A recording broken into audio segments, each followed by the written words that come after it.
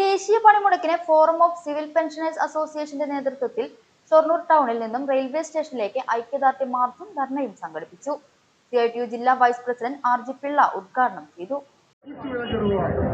അവരുടെ കൂട്ടായ വിലപേശാനും അതുപോലെ സംഘടിതമായ പോരാട്ടങ്ങൾക്കുമുള്ള അവരുടെ അവകാശത്തെ തന്നെ നിഷേധിക്കുന്നതാണ്.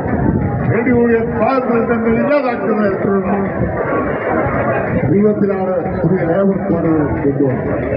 ഞാൻ അതിന്റെ മറ്റു വിശദാംശങ്ങളിലേക്ക് കടക്കുന്നില്ല.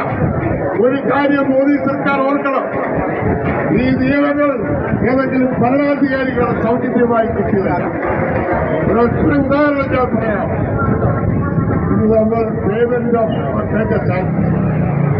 അതിന്റെ പല്ലും നഖവും ഉപയോഗിച്ച് എടുത്തു കളഞ്ഞുകൊണ്ട് അതിനെ ഒരു കാഴ്ച വസ്തുവാക്കി ഇത് മാറ്റു തരത്തിലാണ് ലേബർ കോഡ് എന്നുള്ള നിലയിൽ കോഡ് ഓൺ വേജസ് 2019 പാസ്സാക്കി.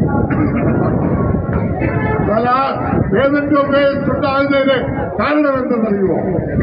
ഇന്ത്യ രാജ്യത്തെമ്പാടും റെയിൽവേ നിർമ്മാണം തുടങ്ങിയപ്പോൾ ആ നിർമ്മാണ തൊഴിലാളികളെ സംബന്ധിച്ച് അവരനുഭവിച്ച യാതൊരു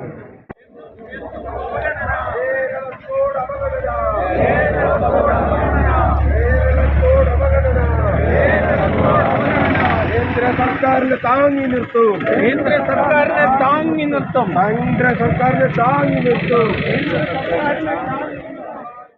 SCFWA മേഖലാ പ്രസിഡന്റ് MK രാമചന്ദ്രൻ അധ്യക്ഷത വഹിച്ചു. മേഖലാ സെക്രട്ടറി K ചന്ദ്രൻ സ്വാഗതം പറഞ്ഞു.